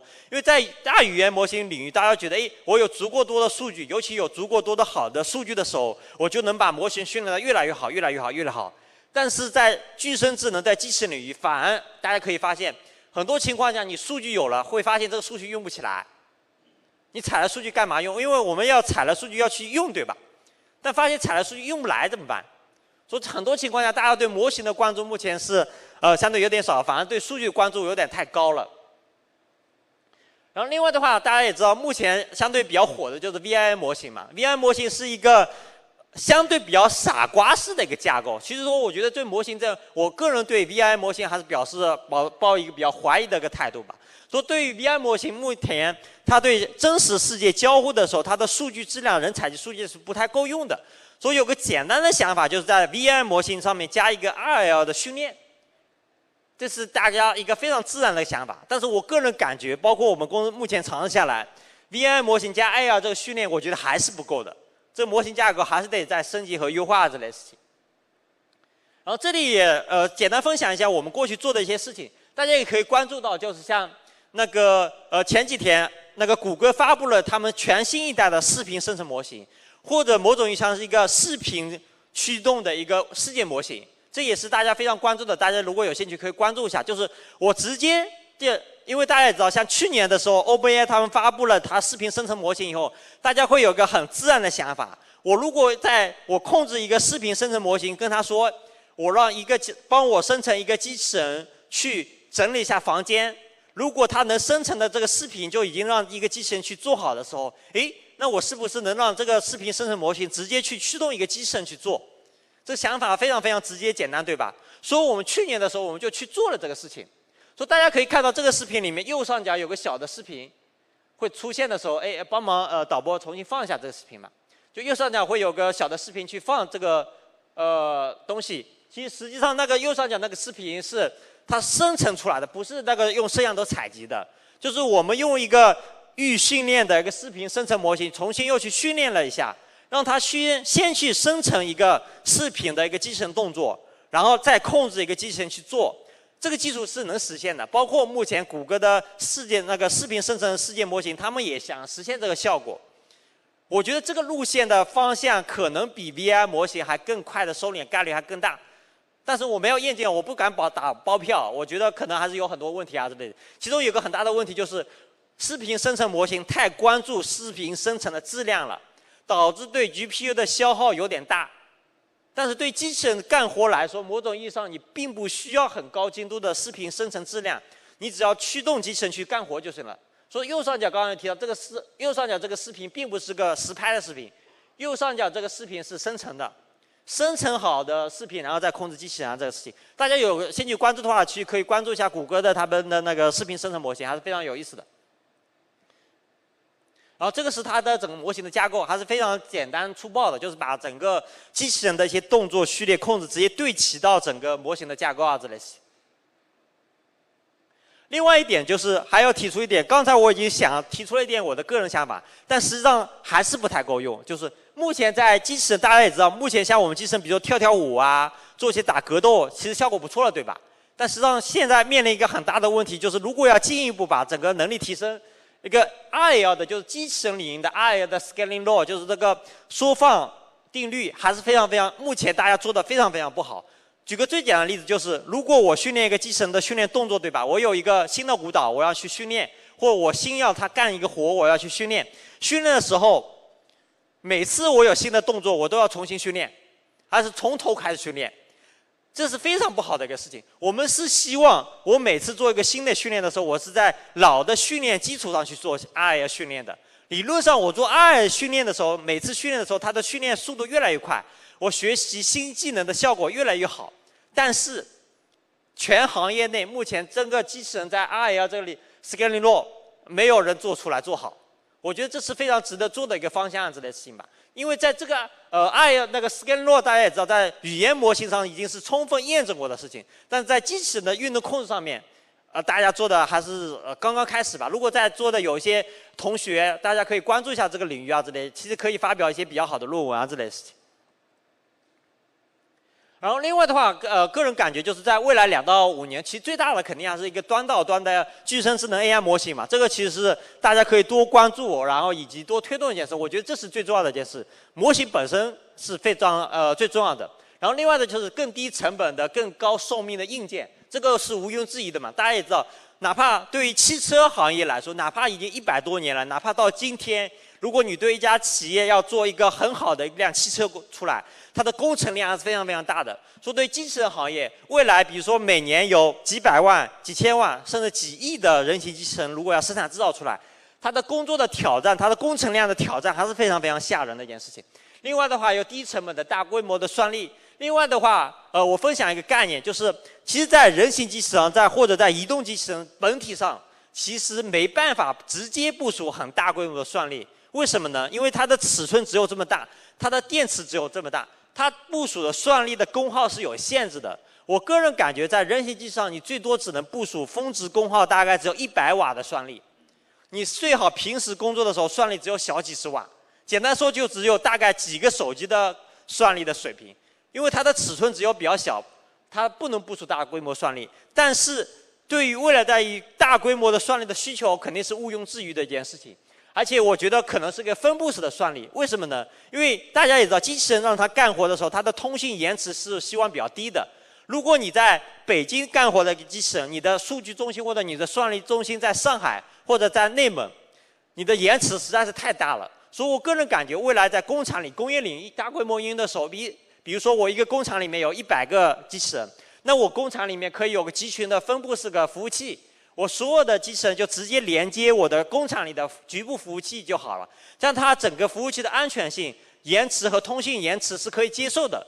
或者换一个话题，如果大家在比如一个小区，如果一个小区每家每户有一个机器人的时候，我觉得在这个小区或者这个区里面，可能是有分布式的一个集群算力中心的。这样它的延迟和它的安全性是有保证的，并且如果有一个新的客户想买一个人形机器人的时候，他不需要给这部分算力的建设花钱，成本也会更低很多。我觉得分布式算力是一个未来在机器人领域非常重要的一个领域吧，比目前的算力可能分布还要更广一些需要。然后另外一点，大家也知道，在过去的 AI 领域，包括机器人领域，都是一个全球共创的过程。包括中国的企业，包括美国的很多的大的企业，包括英伟达，大家在过去很多年，包括当下，在未来，大家都做了很多贡献。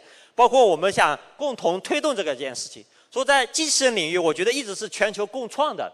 就是在中国，我们公司或者哪一家公司，大家都做了不少的贡献出来。大家也知道，在 AI 领域，没有人能保证，没有一家大公司能保证我有足够的人，我有足够的资源，我就是永远能保证 AI 领域最领先的。在过去的 OpenAI 包括 DeepSeek 已经证明了 ，AI 的创新永远是伴随着一些随机性，伴随着更多的聪明年轻人的。所以很多情况下都是每家公司或者每家高校都做了很多贡献，还是要全球共创出来的。谢谢大家。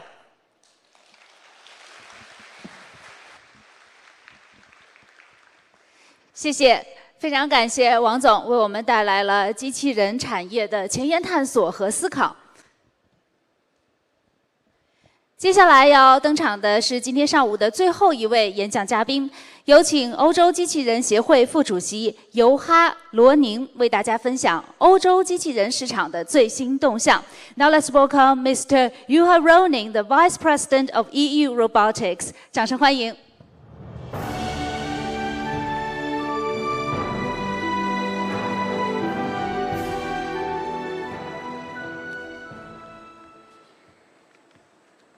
It's my pleasure to be here, let's say again. I have been following what is happening in China and collaborating nearly 40 years. And during that time, I have seen a kind of a miracle happen. Today, I would like to share you some thoughts, what I have, that how we could rebuild a whole Europe robotics market, taking a little bit advice and learning how you have been doing that in here in China.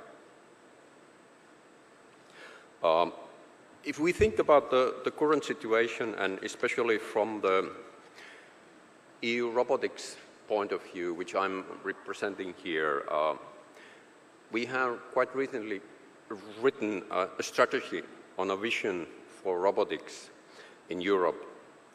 And we think that it's much broader than the tools which we have been using quite successfully in Europe.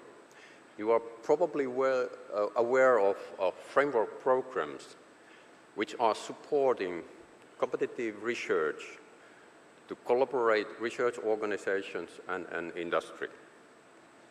But those frameworks, they are limited in time. So we think that we have to look broader than the subset of topics which we can cover within one framework program. And there are critical challenges.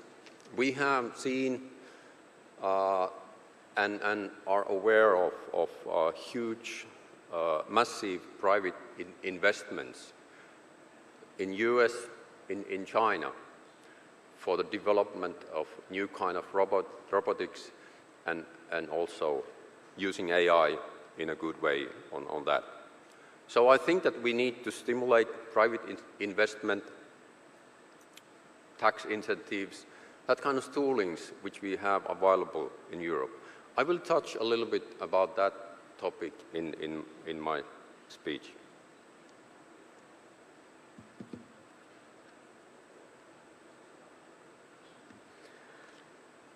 So what is motivating us now in Europe at the moment? So connecting industry and research on different levels, from technology to policy.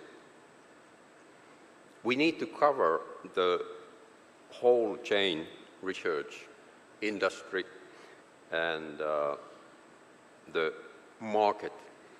I will touch how that market could be covered, and also the policy together with it. So our overall goal is to keep and improve quality of life for people. And I think that we have this capacity in Europe. On the right-hand side, you can see the circle which we need to handle.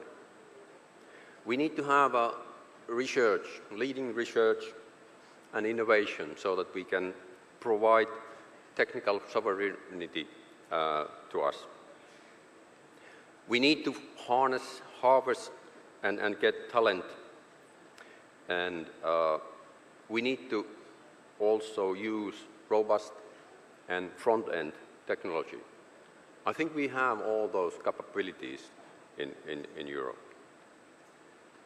And only that way we can provide a full supply chain and make it happen. There are a couple of challenges, however. Global economical situation, I will touch a little bit about that. Supply chains, we all learned hard way when the COVID started, or even a little bit before that the world is broken. We couldn't rely anymore that we can get some parts in a time. And that hit hard in some businesses. Also, IP management has been becoming more and more challenging. Companies are not located in one country. They are global. And then who owns the IP, or who has ownership, availability of IPs is also ruling. Also, investments level and the time to market for robotic systems in comparison to poor software. So there is a difference if we are building a robot, hardware, real mechanical thing, than just a software. So overall goals, we need to keep and improve the quality life for people. That's our all in our mind. We need clean water, we need good food, fresh air, we need infrastructure to live. That will provide us a healthcare, that will provide us agriculture, so that we can produce the food which we are eating. And we need manufacturing to keep our quality of life. But there are quite a lot of glooming things happening globally.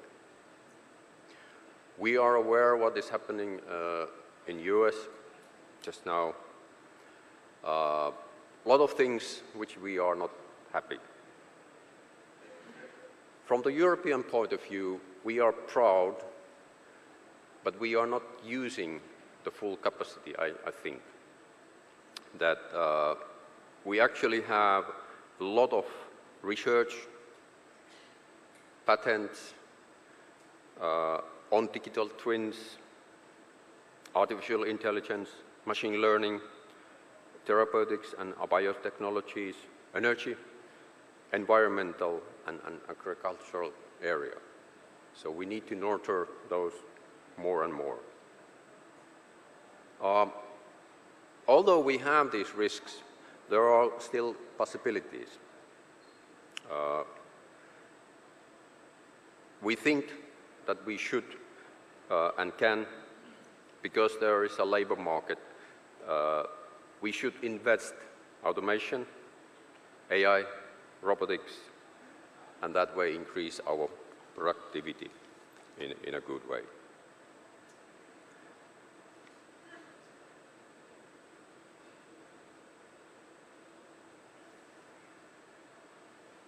Okay. So definitely we need to improve the business ecosystem. So we have a clear picture how we can do that, how we can improve it, how we can handle it. It's not a survival game. We need to have a strategy, and we have it in a good way. The things which we are producing are quite complex, and therefore we need more and more cooperation to fulfill and make these complex systems in a good way. So we have heard yesterday and today quite many times that this cooperative effort is needed globally for increased deployment. We need skills to integrate. They are important. In earlier, and still Europe invested significant time and money together with Asian market to build reliable business ecosystems on global scale, and we need to keep that and improve that. We need to keep building the ecosystem independent of the political disturbances. Although in globally there are crises ongoing, we need to keep this momentum. Otherwise we will not survive. We need to help us to develop mechanisms to keep the IP and technology available to the market. So from our point of view, it doesn't matter who owns the IP. If we can use the IP, that's more important. So even though the companies are global, they are not situated in one country, if in that country or in Europe side we can use the IPs, then we are on the safe side.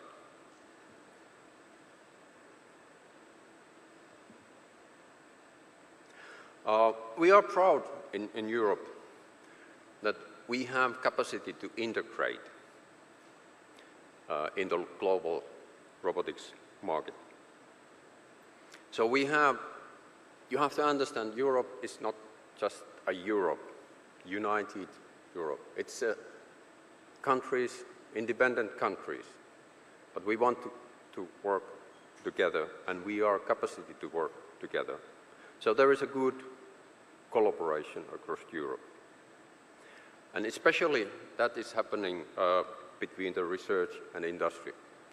And that was exactly why we established EU Robotics in the first place, to make this collaborative effort happen. And there are some good examples.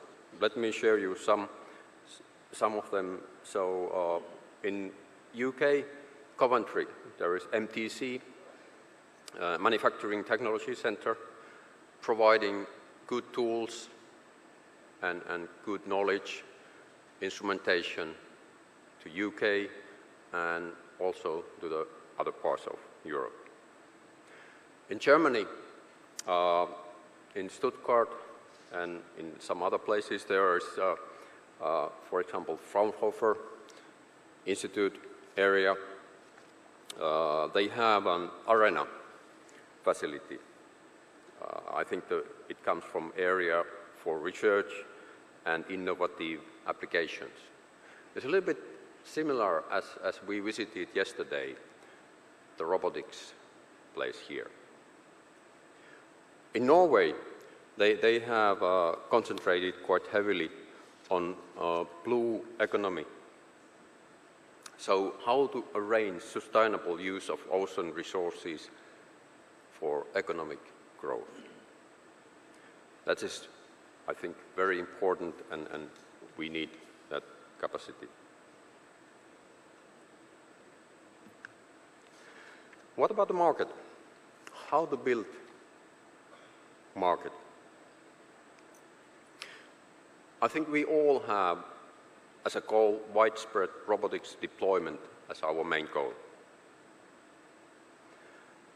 From European point of view, I can say, and I will come back to this topic, regulation is needed. And I feel it strongly, regulation is needed for safety. But, and I will come to this, but also later on, we need to take barriers for deployment down. IP rules, as I said, for global markets are important, and I think that standards can help to create business ecosystems. So we need, in certain scale, also standardization. Interoperability is important. From European point of view, we have had a weakness to engage the end user. So end user engagement is very important to develop the right products and services so that we don't develop something which we are interested in, but it fits also what market is needing. If we think how these markets can be built, there is this well-known IDA method, which first makes awareness so that you are aware what is available. So it's kind of making a brand at the first stage. So you raise the interest, that's the market potential. When you get the interest, you can get the interest on some level of advertisements, giving some technical details.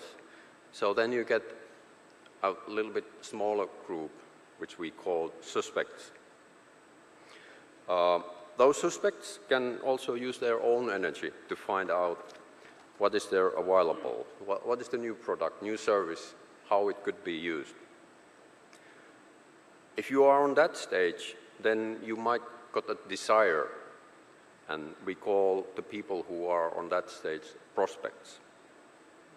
If you have a clear desire for the product, good or service, and you would like to acquire it, then you are on that level. But there might be some barriers still, like price, friction of transactions, and then when you finally made conscious, considered action, you are customer. And that's our goal on that side.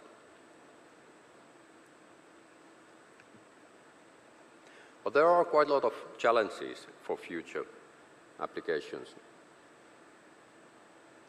There are a lot of individual technologies which are needed to be improved. We have seen here different arms, their capabilities, but it is quite difficult actually to combine the operations of two arms tool. One thing which we are still missing is that we don't have really the energy source with us. The energy source with you can carry with you. Energy source still, even with lithium and the most advanced batteries, they have a limited capacity. Also, we are very aware that some material which is needed are quite rare.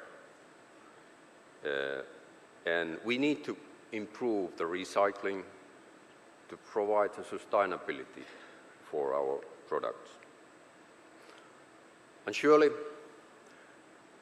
yesterday we were driven back in a car where no driver was on board.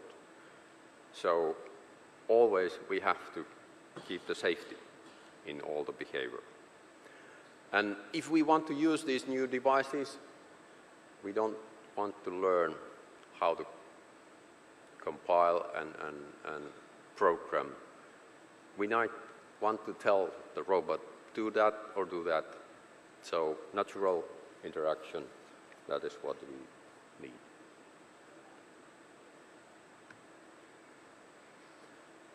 So robotics and AI are currently more visible in research than mechatronics. And this is what I'm a little bit afraid.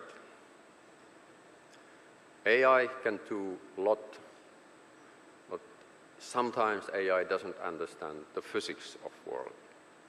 We have to be careful on that. My advice has been always to my students that learn first the stuff and then you can use AI in a good way. But you have to understand what you are doing. I'm old enough that when I was doing my matriculation exam, we didn't have calculators. We had rulers. And if you have, I still can calculate with ruler, and quickly, precisely, but you have to know the volume. If you don't know the volume, the result is nonsense. Same with AI. You have to understand what you are doing. Then let's get to the point which I wanted to make. So in EU-robotics, we have addressed the challenges what we have in Europe, writing a vision, unified vision for European robotics.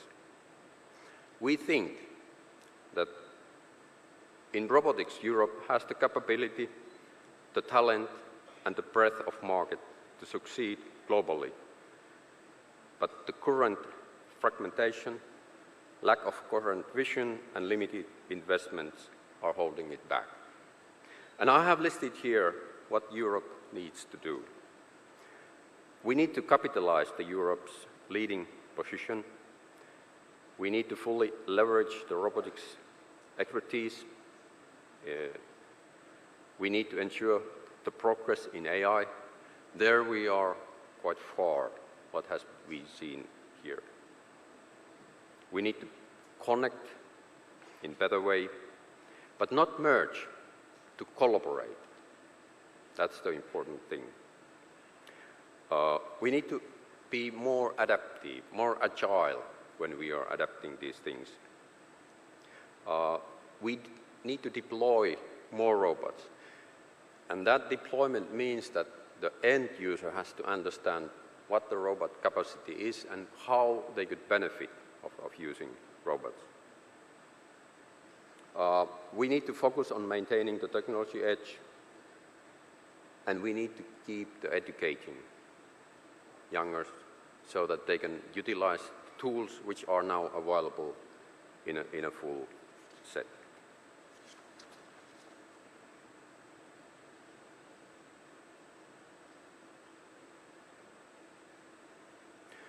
Perhaps I can tell old joke, and I apologize if I'm rude. I try to overcome that part.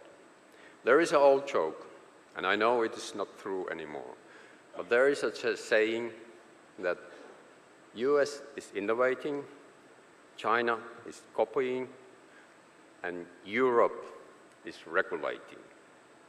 We know China is not copying anymore. We know China is running forefront in these areas. And that's the change I would like to make also to happen in Europe. We need to stop regulating, we need to be more agile and start using the advantages which we have with these new tools. And the way we can do it, our engine and gasoline are the topic groups. This strategy which we have been sharing just now with the Commission is implemented via these topic groups. They are EU robotics think tanks. They address technical and non-technical topics. They gather people with the same interest together. They contribute to strategy and road mapping. They create discussion documents and materials, white papers, etc.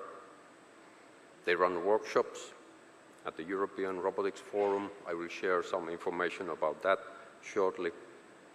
And we have annual topic group summit to have cross-topic group fertilization, so even to consolidate views and collect further inputs. And we feel that that's important. Not merge, but collaborate, because those disciplines, they have their specific knowledge, and they should continue developing that specific knowledge. We have also quite nice new tool for us. It's called EU Robotics Portal. So it's a platform for EU robotics topic groups and more. And if you want to visit that, there is a code and URL. You are welcome to do that. There you can find how to join topic groups, how to work together, communicate, interact, and share the documents if you want to do that, and when the events and meetings are taking place. The essential tool to make our ecosystem to work and build our community is to have this collaborative effort. We need all players together, from industry side, small and big companies, robot manufacturers, but also the end users, so that they can talk the same language and understand the capacity what the robots can provide. We need researchers, universities, other higher educations, research technological organizations to work together and bridge that gap. So when you are doing high-level research, you have to also have a mind how to apply that for industrial users using. Otherwise, it's worthless. Also, we have to bring together the governmental institutions, regional institutions, sectorial, national, regional associations, and a wider public. And this is because Europe is just one area. It's individual countries, and they have to work together to make it happen. What kind of activities we have, I will share it shortly. We have these topic groups, as I mentioned. Then we have a lot of work with other organizations using alliances.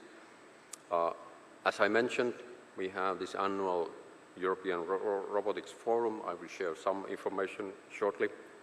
And then we have 1 week, yearly, where we are gathering all the happenings throughout Europe. There are some competitives on how you can apply robots in different areas, European Robotic League. And then we are providing some awards. Best PhD thesis is rewarded annually. Also, we are looking at the best innovation SME level company. And the third category is sustainability, because we feel that that's even more important than earlier now.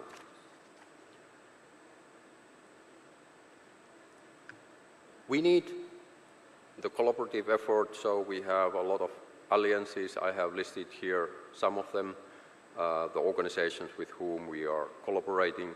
They are sectors and verticals, technology associations, national and regional associations. I will not go into details then. And finally, I would like to share you our annual event, European Robotics Forum. And you have to understand, Robotics Forum is not a scientific conference per se. The idea behind EU robotics, the first day it was established, was that we need collaborative effort on research and companies. And we need to bring them together. Surely we need also this public sector so that we have support, financing support, what is possible on framework level. Last year, or actually this year, we were in Stuttgart in March, and 1,500 people were together there. Next event will take place in Stavanger in Norway, March 24th, 26th. I would like to ask you to mark that on your calendar, and if you have possibility to come, it would be great. You could see how we are doing and what we are doing. And 27, we will gather together in Birmingham. We haven't decided yet the dates, but it will be sometimes during March. And these events are good. I honestly can say that I was favoring it when we established this organization, that this is the way we need to do. The science is not done in silo. The development in companies is not done in silo. You need to bring these people together, and that's what we have been doing. So I think that human meets human is the only way to make innovation, new ideas, new possibilities. And that is exactly what is happening in IRE. So there we have arranged so that there are surely the workshops and presentations, but the main part is the discussion, and also during the breaks, they are a little bit longer than in normal conferences. We are doing also some other things. You can see perhaps here one activity which we have been running or done is a charity run to collect some funding for that place where we are raising the event in a good way. And that's a part of this, when you are together in different situations, you start discussing different things than your normal business, and you might get new inspirations and new ideas.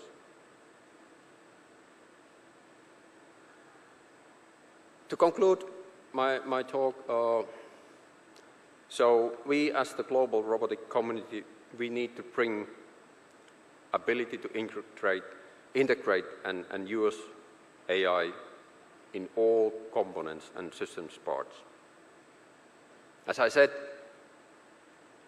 I have some glooming issues that sometimes the AI doesn't understand what is hardware, what is mechanical device, what are the physical things.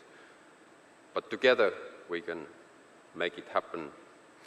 So let's jointly work on that, and I'm expecting some of you on March 26th in Stavanger. Thank you for listening to me.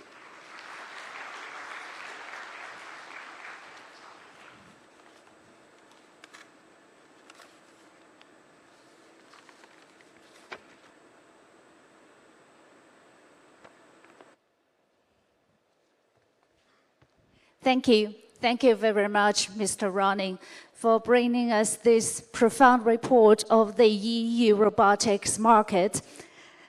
那今天上午我们的论坛到此就正式的圆满结束了。我们期待下午与各位嘉宾再一次相聚在主论坛的现场。感谢各位嘉宾的到来。